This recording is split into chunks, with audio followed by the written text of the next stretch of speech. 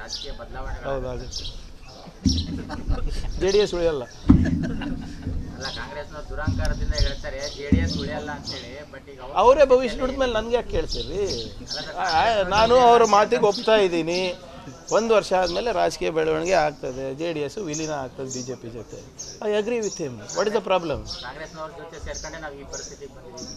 ಹೌದು, ಒಳ್ಳೇದಾಯ್ತು. ಅವರು CM ಆಗೋದ ಪರಿಸ್ಥಿತಿ ಕೆಟ್ಟದಿದ್ರೆ ಅಂಥ ಪರಿಸ್ಥಿತಿ ಎಲ್ಲರಿಗೂ ಬರಲ್ಲಪ್ಪ.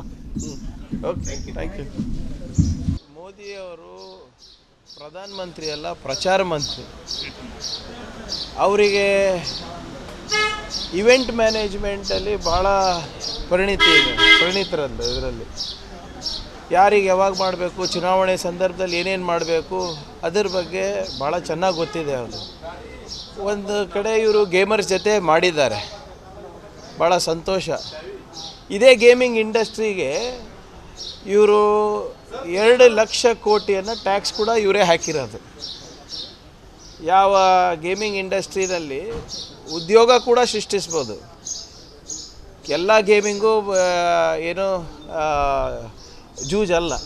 ಕೆಲವು ಗೇಮಿಂಗು ನಿನ್ನೆ ಪ್ರಧಾನಮಂತ್ರಿ ಎಲ್ಲ ಆಟ ಆಡಿದ್ರಲ್ಲ, ಅದು ಗೇಮ್ಗಳೆಲ್ಲ ಅವೆಲ್ಲ ಯಾವುದು ಜೂಜಿನ ಗೇಮ್ ಅಲ್ಲ. ಅಂಥ ಇಂಡಸ್ಟ್ರಿಗೂ ಇವತ್ತು ಟ್ಯಾಕ್ಸ್ ಹಾಕಿದ್ದಾರೆ. 2 ಲಕ್ಷ ಕೋಟಿ ರೆಟ್ರಾಸ್ಪೆಕ್ಟಿವ್ ಆಗಿ ಟ್ಯಾಕ್ಸ್ ಹಾಕಿದ್ದಾರೆ. ಅವರು ಹಲವಾರು ಬಾರಿ ಪ್ರಧಾನಮಂತ್ರಿಗಳಿಗೆ ಮನವಿ ಮಾಡಿಕೊಂಡಿದ್ದಾರೆ. ಆದರೆ ಅದ್ರ ಬಗ್ಗೆ GST ಕೌನ್ಸಿಲ್ನಲ್ಲಾಗಲಿ ಪ್ರಧಾನಮಂತ್ರಿ ಅವರಾಗಲಿ ಅದ್ರ ಬಗ್ಗೆ ಕೇರ್ ಮಾಡಿಲ್ಲ. ಇವತ್ತೆಲ್ಲ ಗೇಮಿಂಗ್ ಕಂಪನಿಗಳ ಬಂಡವಾಳ ಇವತ್ತು ವಿದೇಶಕ್ಕೆ ಹೋಗ್ತಾ ಇದೆ, ಅದ್ರ ಬಗ್ಗೆ ಮಾತಾಡೋದಿಲ್ಲ. ಗೇಮರ್ಸ್ ಜೊತೆ ಮಾತನಾಡಿದರೆ ಇದು ಇಂಡಸ್ಟ್ರಿ ಒಳ್ಳೆಯದಾಗಬೇಕು, ಅದೆಲ್ಲ ಸರಿ. ಆದರೆ ನಿನ್ನೆ ಒಂದು ಯಾವುದು ಸರ್ವೆ ರಿಪೋರ್ಟ್ ಬಂದಿದೆ ಈ ಚುನಾವಣೆ ಬಗ್ಗೆ. ಯುವಕರಿಗೆ 67% ಜನರಿಗೆ 67% ಯುವಕರಿಗೆ ಏನು ಅನ್ನಿಸ್ತಾ ಇದೆ ಅಂದರೆ ಉದ್ಯೋಗ ಸಿಗೋದು ಭಾಳ ಕಷ್ಟ ಆಗಿದೆ ಕಳೆದ 10 ವರ್ಷದಲ್ಲಿ. 67% feel that unemployment is the biggest issue. ಕೆಲಸ ಸಿಗೋದು ಕಷ್ಟ ಆಗ್ತಾಯಿದೆ ನಮಗೆ. ಗ್ರ್ಯಾಜುಯೇಟ್ಸ್ ಆಗ್ತಾ ಇದ್ದೀವಿ, ಡಿಪ್ಲೊಮಾ ಹೋಲ್ಡರ್ಸ್ ಇದ್ದೀವಿ, ಆದರೂ ಕೂಡ ನಮಗೆ ಕೆಲಸ ಸಿಗ್ತಾ ಇಲ್ಲ. ಅದ್ರ ಬಗ್ಗೆ ಮಾತಾಡಬೇಕಲ್ಲ ನೀವು. ಗೇಮರ್ ಜೊತೆ ಅವರಿಗೆ ಕರ್ಕೊಂಡು ಬಂದು ಮಾತಾಡ್ಸೋದೆಲ್ಲ ಸರಿ. ನಿರುದ್ಯೋಗಿ ಯುವಕರನ್ನು ಕೂಡ ತಾವು ತಮ್ಮ ಕಚೇರಿಗೆ ಕರೆಸಿ, ಗೃಹ ಕಚೇರಿಗೆ ಕರೆಸಿ ಅವರ ಸಮಸ್ಯೆ ಏನಿದೆ, ಅವ್ರಿಗೆ ಉದ್ಯೋಗ ಹೇಗೆ ಕೊಡ್ಬೋದು ಅದು ಕೂಡ ಮಾತಾಡಲಿ. ಸ್ಕಿಲ್ ಇಂಡಿಯಾನಲ್ಲಿ ಎಷ್ಟು ಯಶಸ್ಸು ಕಂಡಿದ್ದೀರೋ ಅದನ್ನು ಕೂಡ ಬಹಿರಂಗವಾಗಿ ಚರ್ಚೆ ಆಗಲಿ. ಸ್ಟಾರ್ಟಪ್ ಇಂಡಿಯಾನಲ್ಲಿ ಎಷ್ಟು ಇವರು ಮಾಡಿದ್ದಾರೆ ಅದನ್ನು ಕೂಡ ಚರ್ಚೆ ಆಗಲಿ. ನಾನು ಹೇಳ್ದಂಗೆ ಇವರು ಪ್ರಧಾನಮಂತ್ರಿ ಅಲ್ಲ, ಇವರು ಪ್ರಚಾರ ಮಂತ್ರಿ. ಸೊ ಇದರಲ್ಲೇನು ಹೊಸದೇನಿಲ್ಲ. ಏನು ನನಗೆ ಗೊತ್ತಿಲ್ಲಪ್ಪ, ನಿಮ್ಗೆ ಹೇಳಿದಾರೋ ಏನೋ ಗೊತ್ತಿಲ್ಲ ನನಗೆ. ನನಗೆ ಗೊತ್ತಿದ್ದರೆ ನಾನು ಹೇಳ್ತಾ ಇದ್ದೆ. ಅವರೇನೋ ವೈಯಕ್ತಿಕವಾಗಿ ನಿನ್ನೆ ಹೋಗಿ DK ಶಿವಕುಮಾರ್ ಸಾಹೇಬರಿಗೆ ಮನೇಲಿ ಭೇಟಿಯಾಗಿದ್ದಾರೆ ಅಂತ ನಿನ್ನೆ ನಾನು ಮಾಧ್ಯಮದ ಮುಖಾಂತರನೇ ನೋಡಿದ್ದು. ಫೋಟೋ ಎಲ್ಲ ಸಾಮಾಜಿಕ ಜಾಲತಾಣದಲ್ಲಿ ಹರಡಿದೆ. ಅವರಿಬ್ಬರು ಹಳೆ ಸ್ನೇಹಿತರಿದ್ದಾರೆ. ಅವರಿಬ್ಬರು ಏನು ಚರ್ಚೆ ಮಾಡಿದ್ದಾರೆ ಗೊತ್ತಿಲ್ಲ.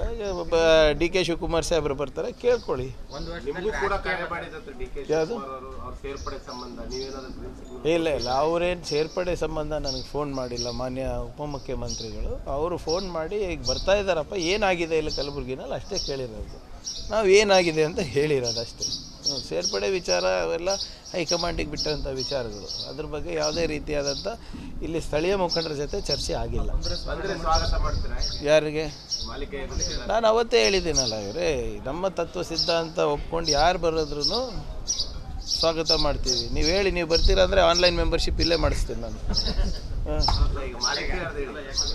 ಏನು ನಮ್ಗೆ ನಮಗೆ ಯಾವುದೇ ಪ್ರಸ್ತಾವನೆ ಸದ್ಯಕ್ಕೆ ನಮ್ಮ ಮುಂದೆ ಇಲ್ಲ. ಬಂದಾಗ ನೋಡೋಣ. ಯಾರು? ಕುಮಾರಸ್ವಾಮಿ ಅವರು ಮತ್ತು ಆರ್ ಅಶೋಕ್ ಅವರು ನೋಡಿ. ನಾನು ಹೇಳ್ತಾ ಇದ್ದೀನಲ್ಲ, ಚಿಂಚನ್ಸೂರು ಅವ್ರಿಗೆ ಏನಂತ ಕರ್ಕೊಂಡು ಹೋದ್ರಪ್ಪ, ST ಮಾಡ್ತೀನಿ, ಕೋಲಿ ಸಮಾಜಕ್ಕೆ ST ಮಾಡ್ತೀನಿ ಅಂತ. 4-5 ವರ್ಷ ಆಯಿತು, ಅದ್ರ ಬಗ್ಗೆ ಚಕಾರ ಎತ್ತಾ ಇಲ್ಲ. ನಿನ್ನೆ ನಮ್ಮ ಚಿಂಚೋಳಿ MP ಅವ್ರ ಸ್ಟೇಟ್ಮೆಂಟ್ ನಾವು ನೋಡಿರಬೇಕು. ಮನಸ್ಸು ಮಾಡಿದರೆ ಪ್ರಿಯಾಂಕರ್ಗೆ ಕೋಲಿ ಸಮಾಜನ ST ಮಾಡ್ಬೋದಂತ ಸ್ಟೇಟ್ಮೆಂಟ್ ಕೊಟ್ಟಿದ್ದಾರೆ. ಇದು ಒಳ್ಳೆ ಕಥೆ ಆಯಿತು. ಮೇಲ್ಗಡೆ ಅವ್ರ ಸರ್ಕಾರ, ಕೆಳಗಡೆ ಅವ್ರ ಸರ್ಕಾರ ಇದ್ದಿದ್ದು, ಡಬಲ್ ಇಂಜಿನ್ ಸರ್ಕಾರ ಅಂತ ಇವರೇ ತಾನೇ ಎದೆ ತಟ್ಟಿ ಎಲ್ಲ ಕಡೆ ಓಡಾಡಿದ್ದು. ಇವರೇ ತಾನೇ ಹೇಳಿದ್ದು ವಿಶ್ವಗುರು ನಮ್ಮ ಯುಕ್ರೇನ್ ರಷ್ಯಾ ಯುದ್ಧ ನಿಲ್ಲಿಸ್ತಾರೆ, ಅದು ಮಾಡ್ತಾರೆ ಇದು ಮಾಡ್ತಾರೆ ಅಂತ ಇವ್ರು ಹೇಳಿದವರು ಎಷ್ಟೇ ಮಾಡ್ಸೋಕ್ಕಾಗಿಲ್ವ ಇವ್ರ ಕಡೆಯಿಂದ? ಅದಕ್ಕೂ ಪ್ರಿಯಾಂಕರ್ಗೇನೆ ಬೇಕಾ? ಸೊ ಹಾಗಾಗಿ ಅವಾಗ ಅವರು ಸುಳ್ಳು ಹೇಳಿದ್ದು, ಕರ್ಕೊಂಡು ಹೋಗಿದ್ದು, ಸಮಾಜದ ಒಂದು ಇಮೋಷ್ನಲ್ ಬ್ಲ್ಯಾಕ್ ಮೇಲ್ ಮಾಡ್ಕೊಂಡು ಹೋಗಿದ್ದು. ಅದು ವಾಪಸ್ ಬಂದಿದ್ದಾರೆ. ಅವರು ಕೂಡ ಸ್ಪಷ್ಟವಾಗಿ ಹೇಳಿದ್ದಾರೆ. ಉಮೇಶ್ ಜಾಧವ್ ಅವರು ನಂದು ಮತ್ತು ನಮ್ಮ ಹೆಂಡ್ತಿದು ಏನು 3-4 ಸರಿ ಸಾಷ್ಟಾಂಗ ನಮಸ್ಕಾರ ಮಾಡಿದ್ದು, ಕರ್ಕೊಂಡು ಹೋಗಿದ್ದು, ಸಮಾಜದ ಹೆಸರು ಹೇಳ್ಬಿಟ್ಟಂತ ಅವರೇ ಹೇಳಿದಾರಲ್ಲ ಬಹಿರಂಗವಾಗಿ. ಅದಾಗಿಲ್ಲ. ಇವಾಗ ವಾಪಸ್ ಏನೋ ಒಂದು ನಿರೀಕ್ಷೆ ಇಟ್ಕೊಂಡು ಸಮಾಜದ ಹಿತದೃಷ್ಟಿಯಿಂದ ಬಂದಿದ್ದಾರೆ ಅಂತ ಸ್ಪಷ್ಟವಾಗಿ ಬಾಬುರಾವ್ ಚಿಂಚನ್ಸೂರು ಅವ್ರು ಹೇಳಿದ್ದಾರೆ. ಈಗ ನಮ್ಮ ಅಧಿಕಾರ ಬಂದಾಗ ನಾವು ಮಾಡ್ತೀವಿ. ಫಸ್ಟು ಉಮೇಶ್ ಜಾಧವ್ ಅವರು ಭಾಳ ಸ್ಪಷ್ಟವಾಗಿ ಉತ್ತರ ಕೊಡಬೇಕಾಗತ್ತೆ. ಯಾಕೆ ಯಾಕೆ ಕೋಲಿ ಸಮಾಜವನ್ನು ಎಸ್ ಟಿಗೆ ಮಾಡಿಲ್ಲ, ಅದಕ್ಕೆ ಉತ್ತರ ಕೊಡಲಿ. ಸುಮ್ಮನೆ ಸುತ್ತಿ ಬಳಸಿ ಮಾತಾಡೋದ್ರಲ್ಲಿ ಏನು ಅರ್ಥ ಇಲ್ಲ ಅವರು.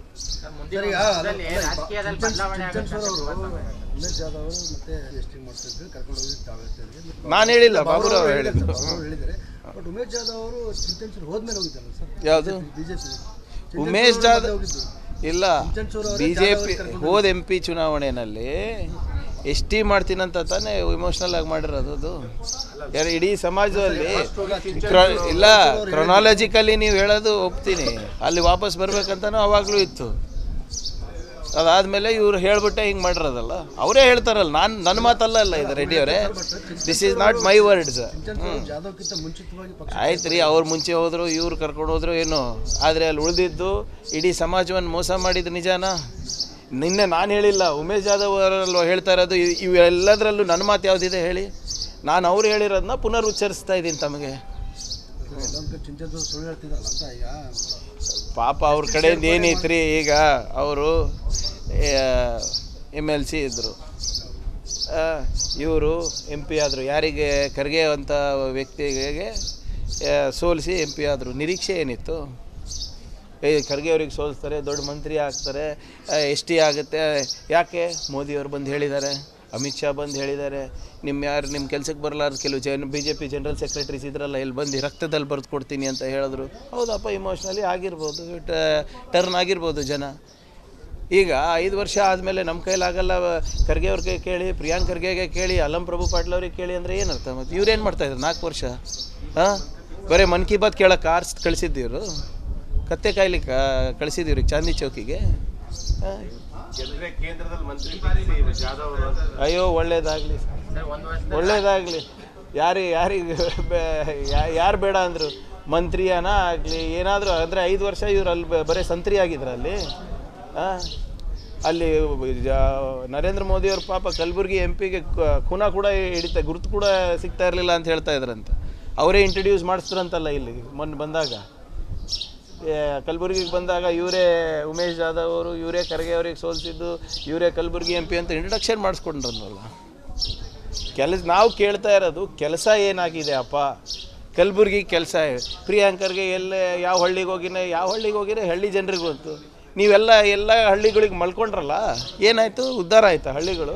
ಅಶೋಕ್ ಬಂದು ಇಲ್ಲೆಲ್ಲ ಯಾವುದು ಗ್ರಾಮ ವಾಸ್ತವ್ಯ ಮಾಡಿದ್ರಲ್ಲ, ಆಯಿತಾ ಉದ್ಧಾರ ಹಳ್ಳಿಗಳು? ನಾವು ಕೇಳ್ತಾ ಇರೋ ಹಳ್ಳಿಗೆ ಏನು ಮಾಡಿದ್ದೀರಾ ಅಂದರೆ ಹಳ್ಳಿಗಳಲ್ಲಿ ಹೋಗಿ ಮಲ್ಕೊಂಡಿದ್ದೀನಿ. ನೀವು ಯಾರ ಜೊತೆ ಹೋಗಿದ್ರಿ, ಎಲ್ಲಿ ಮಲ್ಕೊಂಡ್ರಿ, ಎಲ್ಲಿ ಎದ್ರಿ, ಯಾರ ಜೊತೆ ಮಲ್ಕೊಂಡ್ರಿ ಯಾರು ಕೇಳಲ್ಲ. ಊರಿಗೇನು ಅಭಿವೃದ್ಧಿ ಆಗಿದೆ ಅದಕ್ಕೆ ಕೇಳ್ತಾರೆ. ಅದ್ರ ಬಗ್ಗೆ ಕೇಳಿದ್ರೆ ನಾನು ಹೋಗಿ ಊರಲ್ಲಿ ಮಲ್ಕೊಂಡಿದ್ದೀನಿ ಅಂತ. ಏನು ಅಲ್ಲಿ ನೀರು ಬಿಡಿಸಪ್ಪ ಅಂದರೆ BP ಚೆಕ್ ಮಾಡೋಕ್ಕೆ ಹೋಗಿದ್ದು ನಾನು. ಇಂಥ ಉತ್ತರಗಳ ಒಬ್ಬರು ಸಂಸದರು ಕೊಡೋದು? ಹೌದಾಗುತ್ತೆ. JDS ಉಳಿಯಲ್ಲ.